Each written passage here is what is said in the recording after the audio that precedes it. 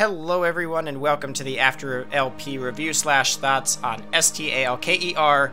Shadow of Chernobyl, or as we'll be calling it, S.T.A.L.K.E.R. There's a lot to cover with this game, so right off the bat, like usual, just preface, I don't give a score. I'm just going to tell you guys what I thought about the game and whether I think it's worth you playing today. A little bit of backstory, because if you're watching this video, chances are you're coming here from maybe seeing one of the hilarious Cheeki Breeki memes, or just people talking about this game as it's a cult classic. So for reference, this Shadow of Chernobyl is the first game in the series that came out. It is made by a Ukrainian game developer named GSC Game World, and it was published by THQ. And the first thing that I want to preface this with is this game had a troubled development cycle, and it's something you need to realize, I think, when you boot it up. This was a game that was kind of in development hell for a while, so THQ had kind of had enough from what I understand, and they said, alright, the game's got to come out by this date or you're cut off. You're done. And it was massive crunch time, and so the things you can expect are bugs. Things necessarily not working properly, things being very janky, and definitely features that were probably, the developers really wanted to implement them, and they just did not have the time. Now, the setting is easily one of the coolest parts about this game. Being a Ukrainian game developer, this game takes place in the Chernobyl nuclear power plant exclusion zone, which basically, if you don't know, there was a great tragedy in Chernobyl regarding a nuclear power plant where it had a meltdown, and basically ever since then, the place has been too irradiated for people to live there. And this game kind of takes that and adds in a little bit of weirdness. So rather than everything just being radiation there is like this weird mystical artifact business that's like bending the laws of reality and physics. Scientists have noticed that the zone has begun to expand over time, and so there's military people watching the zone, and there are people known as stalkers who go into the zone to explore and find these mysterious, like, reality bending artifacts and bring them back out because they're worth a lot of money. So the game starts up, you are shown a truck filled with bodies, and you roll off the back of one of them, and you are known as the Marked One because you have a mark on your arm that says Stalker. And of course, you have amnesia, which is like probably at the top of the list for video game tropes, but we'll roll with it. You wake up and you find your PDA, which every stalker has a PDA for some reason, which is amazing because it's like a 2007 PDA, which is like, looks super ridiculous by now. It's kind of like the Jagged Alliance 2 computer laptop screen. It makes me happy. And you only have one message in there, which is kill S.T.A.L.K.E.R. And that's really all you have to go on. And so you'll meet a wacky cast of characters. You'll meet settlements of people living inside the zone. And it's your job to survive the terrors that await, find out who S.T.A.L.K.E.R. is, why you were sent to kill him. I'm not gonna lie, the story is about as impenetrable as a brick wall, and I can't tell. I think a lot of things contribute to this. One, most of the plot is told in gigantic text dumps in the most uninteresting way possible. And I'm not talking like an interesting Fallout 2 conversation system. It's like a conversation system where you have usually one or two options, and you click one and you're dumped to like 2 paragraphs, and sometimes it's voiced, sometimes it isn't, and it's just a lot to take in. 2, I think the localization might have had a hand in this, because sometimes things are just pretty wonky. You gotta remember, this game was by a Ukrainian game developer on a not so crazy budget. I don't think the budget was that super huge. Next thing you'll notice is that a lot of the voice acting is super janky, and it's easily one of my favorite parts about this game. For the most part, most of the voice acting is still in a Ukrainian voice, like kind of like a Russian, like, so I don't understand anything that's going on. Constantly just getting yelled at, and it's actually really adds to the atmosphere. And then every so often you'll hear a random voice of English, but with like a very thick Russian accent. Cheeki Breeki в дамке. Pieces of meat to the arena. One of them will become dog. Like him. Shoot them in the face. Get out of here, stalker. I said come in. Don't stand there. It's definitely what contributed to all the memes of Cheeki Breeki and things like that, and one of my favorite parts of the game. The voice actors, I don't know if they nailed it or not, but to me, as an American, it sounds like they nailed it, and it makes me laugh, because it sounds really funny sometimes. Back to the plot, it's impenetrable. The last thing is that nothing is really revealed or explained until like the last 45 minutes of the game, and again, it's all just dumped on you. And the way things are explained just aren't good. It's just, some of it is just super contrived, to the point where they actually point out one of the contrivances of like, yeah, why did that happen? He's like, oh, I guess I just messed up, my bad. And they just leave it at that. Definitely don't think you're gonna play this game for the plot. Let me tell you, the atmosphere though, the graphics in this game are not that super good. For 2007, they would have been alright, I suppose. They would have been pretty decent. There's something about this atmosphere, the way the lighting of the world and the way characters and enemies react is just like this oppressive, I don't want to say like survival kind of thing, but it does feel like you are in a weird, hostile place at all times. And some, you know, and sometimes you might just take a bullet, like someone might shoot at you, you have no idea where it's at, and it's always a tense game. And leading into the gameplay, boy, is this game janky. It has some incredible things that I think few other games capture as well as this, and yet sometimes it is so ambitious, it all crumbles like a giant Jenga puzzle, man. Like you pull out one piece and everything just crumbles, nothing works anymore. So the thing about the gameplay is this is going to be probably the most defining thing whether you like this game or not. And you have to unlearn a lot of what you've learned in modern day first-person shooters, because at its heart, this is a first-person shooter. Basically, it has a lot of modern elements in that aim down sight is kind of like your most accurate fire, and it's what you're going to be doing most of the time, but guns are absolutely not laser accurate. In modern games, if you're aiming down sights and you have that little red dot sight, it's going right where that red dot sight is. This game, you could be perfectly lined up, standing still, and your shot goes wild. And it's just something you gotta get used to. It helps if you stand still for a while, it helps if you crouch, and then extra crouch. There's like an extra crouch button. The controls are really out of control, by the way. There's a lot of buttons. Classic old PC game, though. I mean, you know what I mean. There's leans, there's a button to pick your nose, a button to eat, a button to bandage. Just that nature of, like, it's not a move and shoot game. It's a carefully stop, take aim while you're in a firefight and being shot at. Stop, take aim, be calm, take a couple shots.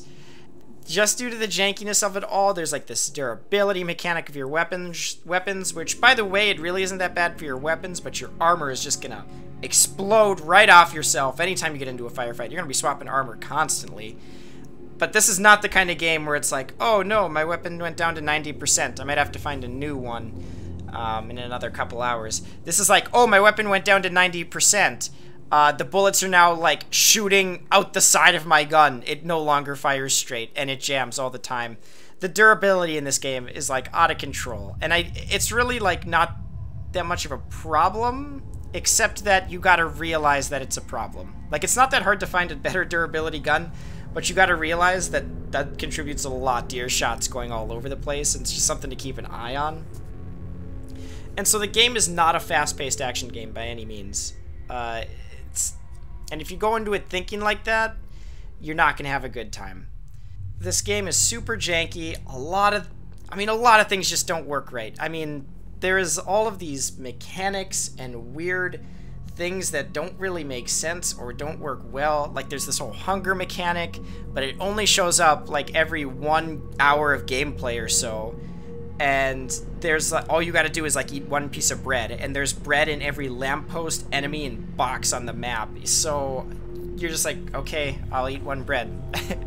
And it's just one of those things you scratch your head like, what was the point of that? It doesn't add anything. There's just a lot of weird design decisions like that. There's an entire separate bar in your menu, And you're thinking like, okay, well, what is this? It's blue. It looks kind of like my armor meter. It must be my armor. Then you realize it doesn't correspond with your armor. And then you look at the icon and you're like, is that 2 lungs? Is this a breath meter? But there's been no swimming in the game up till now. And then you finally get towards the end of the game, and you might not even notice this unless someone points it out to you. That's your psi health meter. Yeah, there's a psi health, and at no point is it ever explained to you, and it only comes into play at like 1 point in the game. Clearly they had more ambitions for it, but they didn't have time. It sounds like this game is bad, right? It sounds like I must have hated this game, and I have absolutely destroyed games, like just said that they were crap, not worth playing. I have absolutely condemned games for much less than what this game does. And yet I loved it.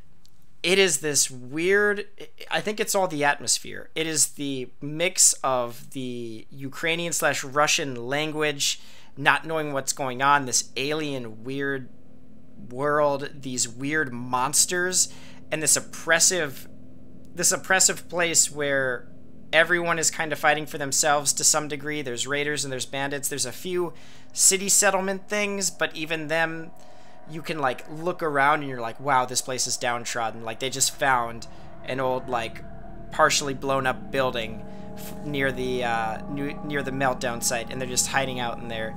And it's just got this charm to it, man. I just don't know how to explain it. The visuals are super janky. The audio is really janky. I mean, half the sound effects don't even sync up with the animations. Like when you pull a gun out and cock it, a lot of times it does, the audio cocking sound effect doesn't even like sync up with the animation. Like that's the kind of stuff you're looking at. And yet for all of these weird janky things, there are things that just blow my mind. Like I think the enemy AI in this game is super impressive, even for the time. But even today, too often I see modern games where the enemies, they just like always know your location, right? Like you could hide behind a wall, spin around, come up behind him. They'll just instantly do a 180 and be like, oh, enemy is behind me now. Radar tells me enemy is behind me. But they don't do that in this game. If you vanish from an enemy's sight, there seems to be this, either that or the AI is so broken that it tricked me, but I'm pretty sure the enemies will actually keep track of where you were. They will do tactics based on where they think you are. But if you like disappear behind the side of a building and take a weird route and show up on the side of them, you can sneak up on them again, even though if they're already aware of you. And they're not idiots, like they'll still look around, but there doesn't seem to be like that instant, you know, they always know where you're at, and so there's no real tactics other than just taking cover. Like you can actually sneak around and flank around in this game. And in general, the sneaking is actually pretty good. I mean, I'm not going to say it's like old school Thief levels of good, but it takes into account a lot of things of sound and how visible you are. Sound especially, even just cocking a gun, that actually makes noise, and the enemies can hear that, which is super interesting, and it'll catch you off guard the first time you do it. That said, sometimes the enemy AI completely has a meltdown and has no idea what it's trying to do. This usually happens when you load a save, and by the way, this is a game where you're going to have quick save bound to the nearest available key, along with quick load bound to the nearest available key. That's important to remember. But when you load a game, well, first of all, when you load a game, whether you had a weapon out or not, your guy feels the need to cock it again, so everyone in the area instantly hears you, which is dumb and likely a bug. But sometimes the AI just breaks tremendously. This sums up the game right here. Moments of brilliance completely falling apart at times because either QA didn't have time or this game was just way too ambitious for what they were trying to do. And I think it's a combination of the both. I think the thing that really grabbed me about this game is its intenseness, its difficulty. You could fall over at any moment if you take some bullets, and at the same time you have to be smart. It's not as much as I love like Doom, run around, shoot things, I like this also all the way on the other end of take your time, plan your routes, and you know, kind of think about how you're going to shoot enemies and do things. And I think lending to the fact that the atmosphere is the game's greatest part, I don't think I've ever said this before, but the sewer levels are definitely the shining moments of this game. They are creepy, they are dungy, and they are filled with horrific monsters that, you know, really only show up there, and they'll spook the crap out of you. Another thing I really liked about this game is it almost gives me an RPG vibe of going around talking to people doing quests, and yet there is no level up mechanics. The progression is all tied to your equipment, really. I mean, what guns you have. If you have a better gun, that makes all the difference in this game. And early on, you're going to find your guns can't shoot for crap. The range on them is pathetic. You're going to be wondering if you're shooting a pellet gun at them. If you give it some time, you'll find better guns, and all of a sudden, everything gets a lot more intense. There's just something satisfying about it not being because you increased your HP stat or your attack stat more. It's a combination of having the right gear for the right thing and just your skills. The other nice thing is that you don't have to really, because of that, you don't really have to do any grinding. And a lot of the side quests are just like never-endingly generated, and the rewards aren't that super great, so they're fun to do every now and again, but you don't feel like you get sidetracked and bogged down with doing a bunch of side activities too often, which helps keep the pace up. There is a lot of running back and forth for the main story quests, which can get a little old.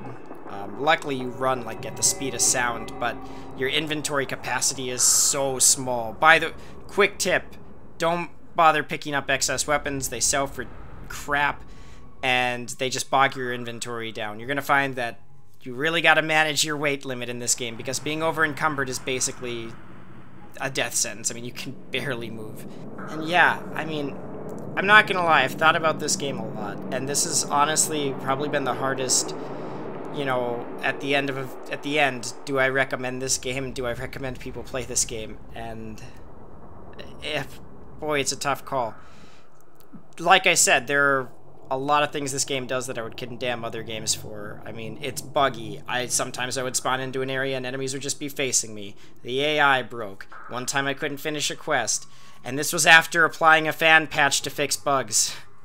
And it's just got this general early access feel to it. And yet it has this charm that just grabbed me.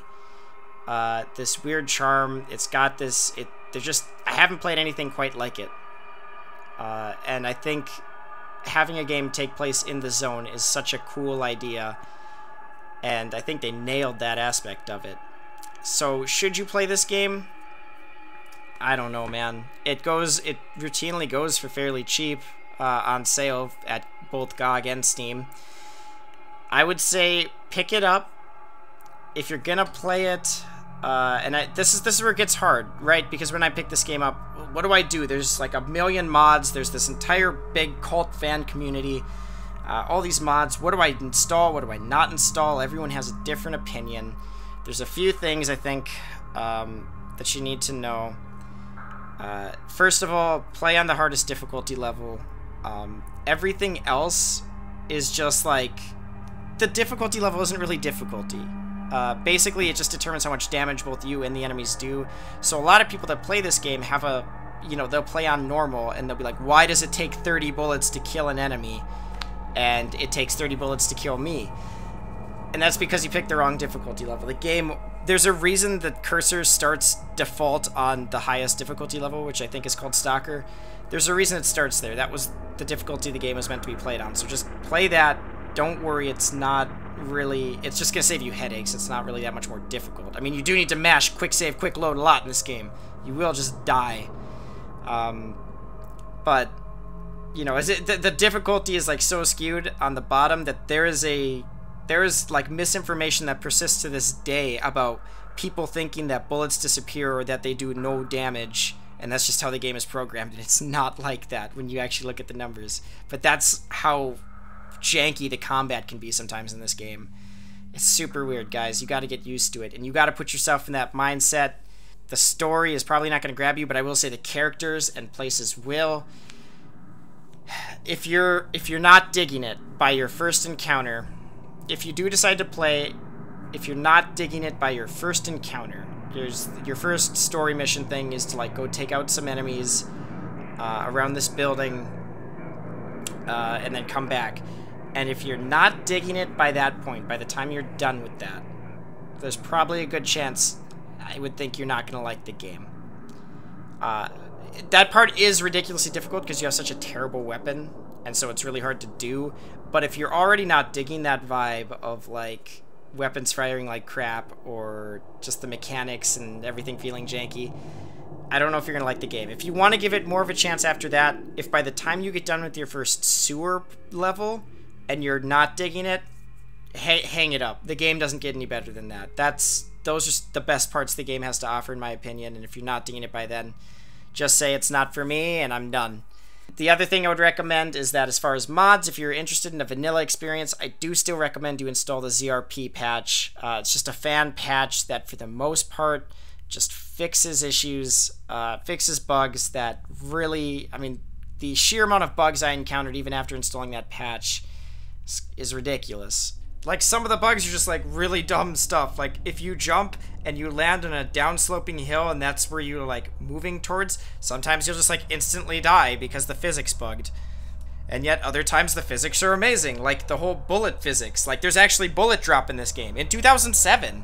Like, I remember we were all talking about that being a big deal in Battlefield 3, and that wasn't till way later. But, yeah. That patch should help some things, and as someone who never gets motion sick, the head bob in this game is extreme, and there's no default way to toggle it off, so the ZRP actually lets you switch that off easy as well. Just another tip for anyone who cannot stand head bob that is somehow worse than Deus Ex's. So yeah, do I recommend the game? I mean, I think it's worth a play. There's a reason this game has become a cult classic. There's a reason it's remembered so fondly and has so many memes spawned off of it. But it's definitely not for everyone. You gotta put up with a lot of bullcrap to really enjoy this game. And that's the best way I can put it. Maybe, I'm sure one day I'll play the sequels, and we'll see if those get any better. But till next time, thank you guys so much for listening to this, and I'll see you next time. We could probably get smashed. Yeah, there we go. There we go. Such is life in the zone, brother.